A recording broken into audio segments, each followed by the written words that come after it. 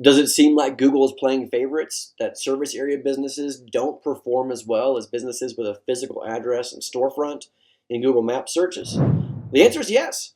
I'll show you. Let's do a deep dive. Do a search in your area for the service you offer in your city.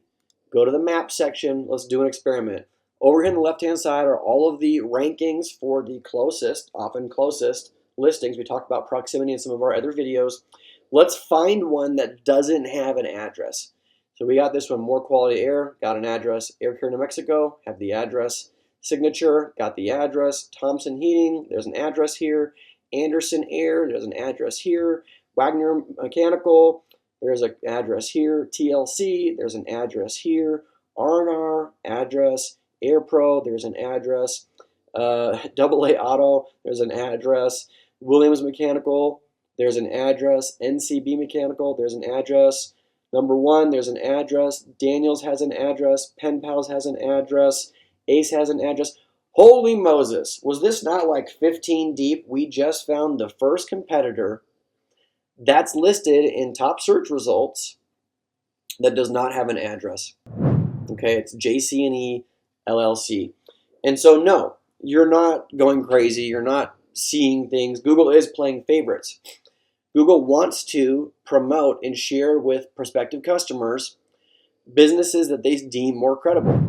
And a business is deemed more credible that has an actual storefront location with signage than somebody who's just operating a business from, a home address, from a home office with the truck parked out front.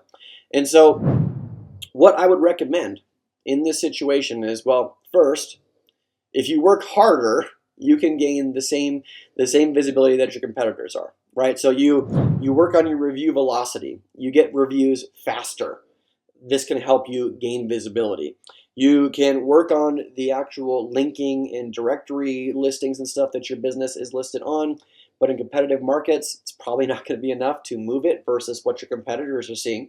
And then finally, working on your actual website structure and making sure that anything you could possibly publish in terms of information about your business is on there and it's well structured.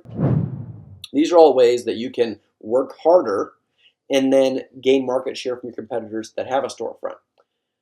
What I would challenge you to do instead and think about is getting an address that's somewhere in your city that's close-ish to your best customers and being willing to pay the $600 a month for an executive office with it's just an 8x10 room with a plaque on the door. It's got stuff set up inside so that it looks like a real office whether you work there or not, and then do a cost analysis.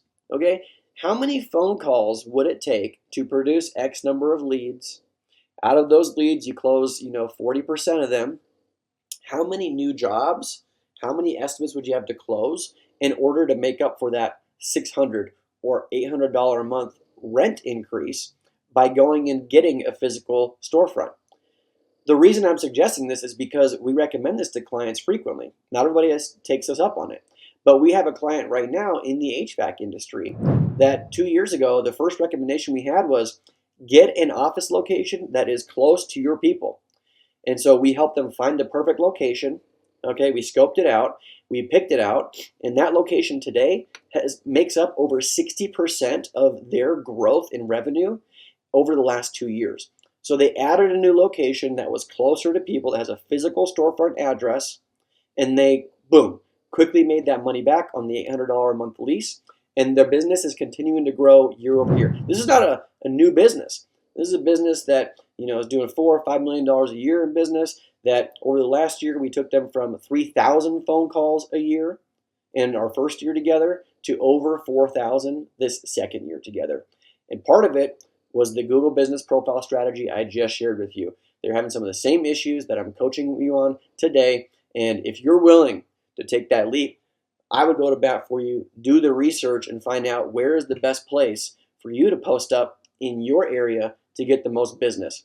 If that's something that's interesting to you, check out the description below this video. There's a link to book a call directly with me or somebody from my team, help you with this strategy or really anything related to search engine optimization and helping you get the phone to ring more and show up on Google and other places that you need to be when customers are looking for your services. So if any of that's of interest to you, reach out to us, get on our calendar, book a call, be happy to chat with you and plot a strategy and a plan forward to help you get the business. Appreciate you for watching my video. Check out the rest of the stuff in the description, other videos, other resources and things that we have for you to help grow the business, and I will catch you on the next video. Bye for now. Thanks so much for watching my video. If you like this one, you'll love some of the other videos we have posted here on our channel that help blue-collar business owners get more out of their digital marketing. So make sure to hit that subscribe button, check out the other videos. If you got questions or comments, post them below. I look forward to catching you on the next video. Bye for now.